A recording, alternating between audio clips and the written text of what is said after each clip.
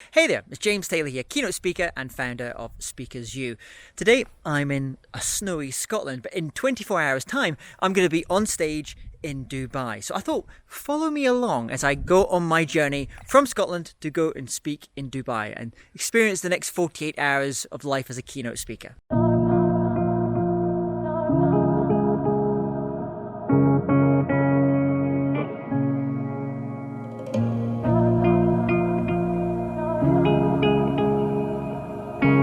I'm here in the car and we're just traveling on our way to the airport just now. I usually try and find this time just in the car on the way to fly out. It's a really good time to do discovery calls with clients. So I've got 3 calls here just now. These are clients that are asking me to possibly speak at their events. One is in Scotland, another one is in England, another one is in Spain. So this is always, normally this kind of dead time that you're just traveling back and forth to airports.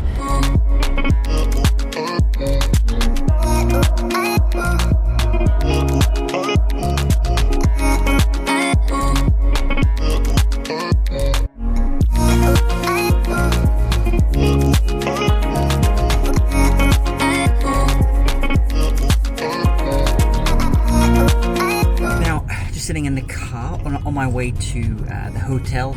The sound check, the AV check is in about 3 hours time, so we've still got plenty of time. My plan is get to the hotel room, freshen up, shower, just kind of get my head in gear for the speech that I'm going to be giving in a few hours time. But for now, I can relax and watch Dubai.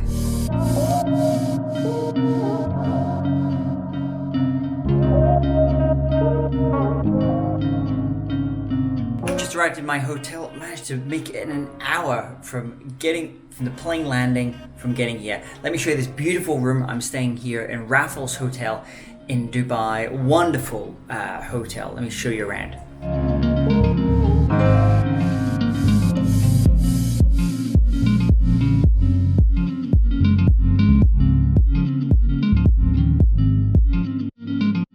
On my way here to the hotel this morning, I was actually talking to the driver that was bringing me here, and this is a little tip for you if you're a professional speaker. It was someone told me a few years ago, and I've kind of always done it. I kind of do it instinctively now, which is I always try and get into a conversation with the driver, whether it's a taxi driver or however you're getting a shuttle driver, doesn't really matter. And first of all, I'm trying to kind of just learn about him or her, kind of find out a little bit about their background. But the other thing is I'm kind of using it for slightly selfish reasons, which I'm trying to find a little story, a little something that I can use in my speech later on that day. And in this case, I was actually asking the driver about the Arabic word for a little money box that children have when they get given their pocket money, and they kind of put the money into these little boxes. And so we were kind of talking about that, and then kind of we got linked onto the food. And this is another little tip. If you want to quickly build rapport with pretty much anyone from any culture, just talk about food. Ask them about their food. Ask them about their favorite food that they miss from their homeland, or that their mother or their father used to cook for them when they're home. It's a great way to build rapport and to connect very quickly on a real emotional level with someone. The sun's just rose here in Dubai, and I've got this wonderful view out from my hotel room. I've got about 2.5 hours, I think, before I have my AV check, my sound check. So I'm going to use this time to sit out here, enjoy a little bit of this beautiful view and the sound of the birds as they're coming up here in the morning, and then I'm going to start getting to work, freshen up, hang up my suit, iron my shirt, polish my shoes, all the kind of usual things that I do before I get ready to go down and go on stage. Okay, final run through done. Suit is on. Let's go do this AV check now.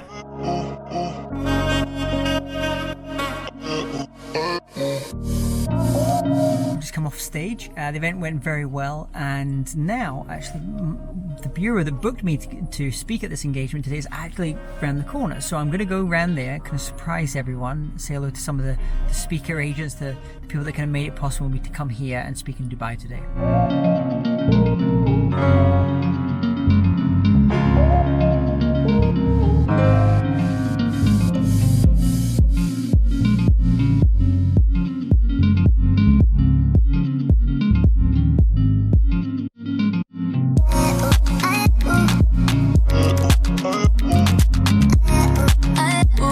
good meeting with the team at Speakers. The company brought me in to come and speak at this. The bureau that brought me in to come and speak at the event here today in Dubai. Now what I'm doing is I've got about 45 minutes before I'm actually doing a podcast interview back in the hotel, and we have then got 3 back-to-back podcast interviews, or different interviews, 2 for my Creative Life podcast, another one for the Speakers Life podcast as well. So I'm kind of looking forward to getting those done, and actually I'm really looking forward to kind of finishing at the end of today, having a nice meal and getting a few hours sleep before catching the flight very early tomorrow morning. Here I am in my hotel room. I've just recorded 1 episode of the Creative Life, my show, with Bill Treasure, who's one of the top executive coaches in the world. We had a great conversation. Actually, I'm really pleased. I recently moved my Creative Life podcast from being a video podcast to being an audio podcast. And that was for a number of reasons. And the main one was because I just found I had better conversations with guests if there was no video. If we could just focus on our voices and listening, really listening, active listening with the guests. So that was one reason. But the other reason, which is kind of good, is that because I'm traveling so much, speaking on the road, it's kind of hard to do a podcast when you're traveling if you need to be on video, because sometimes you get, this is a very nice hotel room, but sometimes you get to hotels, you can't get the lighting right. And so by just doing it audio, all I need is Zoom, my headphones and my laptop, and I can do interviews. That particular guest was from United States. My next guest is coming up in a few minutes, is from Singapore. So that was one of the reasons that if you've ever thought about starting a podcast and trying to decide whether you do an audio style podcast or a video, I would say experiment. I've certainly found that with the Creative Life, I prefer doing the audio version, so I'm doing a lot more of the audio. So I've got a few minutes before my next interview. Thankfully, they have a very good coffee espresso machine. So I'm going to have a little espresso, give myself a little bit of a kick just now, and then get into my next interview. Good morning. It's 4 a.m. We're just coming up for 4 a.m. in the morning. I got about 4 hours sleep last night. The reason I'm up so early is I have a very early flight to catch this morning to go back to the United Kingdom. Thankfully, this hotel that the client put me in is very close to the airport, only about 15 minutes, which is great. I know the chauffeur's already downstairs from the airline, so that's all good. We're ready to go there. And one of the other nice things about this hotel is every room you get your own butler. That doesn't happen all the time. So one of the cool things is in the morning, got my morning call, knock at the door, and the butler brings me my little pot of coffee to get me started in the day. Quick cup of coffee, and andiamo, let's go.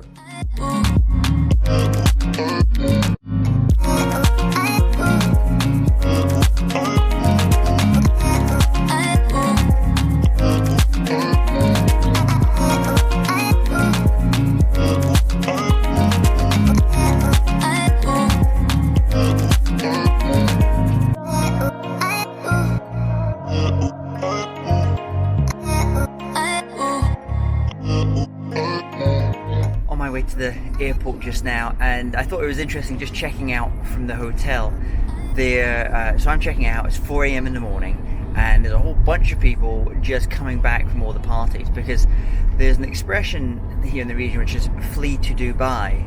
A lot of people come to Dubai in the region because it's known as a bit of a party place. It's a good place to kind of hang out, lots of great restaurants, nightclubs, entertaining, all that kind of stuff as well.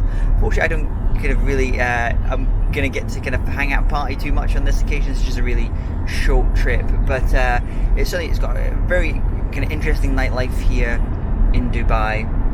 And actually, I think it's one of those cities which almost looks more beautiful at night with the lights and everything as well.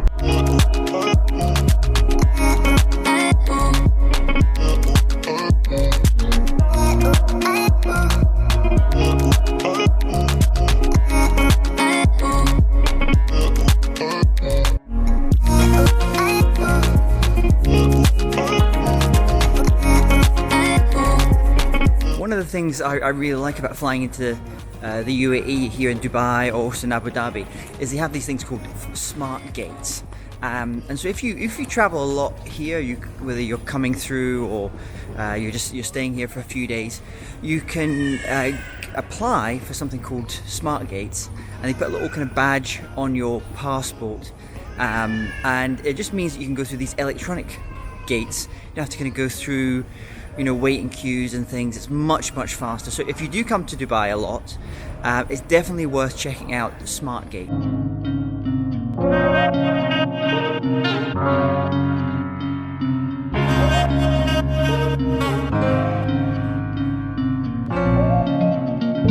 I'm here now at Dubai Airport, just about to catch my flight. But one of the things I was doing yesterday when I was here in Dubai is I managed to take some time out to talk with one of the speaker bureaus I work with here. And I think it's actually one of the benefits of when you travel and speak in different places in the world, to try and, if you have a bureau that you work with in that particular country, try and meet with them. And I can use it for a number of reasons. One is I want to build rapport, especially with the sales agents, not just the owner of the bureau, but also the people that are on the front line making those recommendations to their clients. I want to really build a good relationship with them so they can understand what I speak about, what value I add to clients. But the other good reason to always kind of meet in person with bureaus is to take the temperature of what is hot just now in the market, what their clients are asking for more. So for example, here in the UAE, each year has a different theme. Last year the theme was around tolerance. So if I'd been a speaker here, wanted to speak a lot here, I would probably be looking to maybe tweak my speech to think about how that relates to tolerance as a topic. Also here, in the UAE, every month has its own theme as well. This is something that the government decide. And this month, in the month of February, as I'm filming this, is innovation. Now, if you're an innovation speaker, this is fantastic. You should have really been speaking lots in Dubai, because February was the month of innovation. All companies were looking to bring in speakers, coaches, consultants around, and trainers around innovation. So this is publicly available. Go online, find out what the themes are over the next few months in maybe a country like the UAE, and then think about how you could pitch clients or bureaus related to your topic and that particular theme. But one of the things that they were saying yesterday in my conversation with the bureaus is something they're getting asked a lot more for is topics around well-being and happiness. This is just something they're getting asked more and more about. And that's for a number of reasons, really. One of them is because as a market becomes, there's really a fight for the best people in a company. They want to make your employees as happy as possible. So thinking about well-being and the quality of well-being is very important. The other reason is I was having a conversation yesterday for my podcast with a guest who coaches some of the world's kind of top leaders in some of the biggest companies in the world. And I was asking what the difference is in the challenges between maybe previous generations and the generations of the new leaders that are coming through today.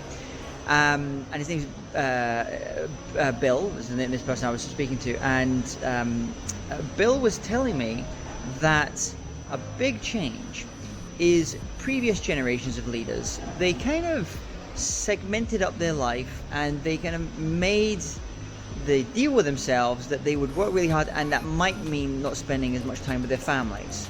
So they would not that they relegated their families, but they put work very much at the forefront of their lives.